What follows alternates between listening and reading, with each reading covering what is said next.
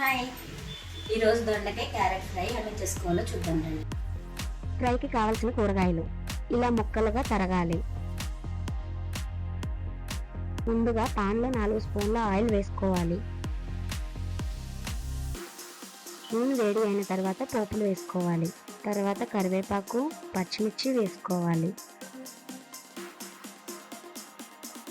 తరిగిన దొండకాయ క్యారెట్ ముక్కలు వేసుకొని కొంచెం పసుపు, ధనియాల పొడి, తగినంత సాల్ట్ వేసుకొని బాగా కలుపుకోవాలి.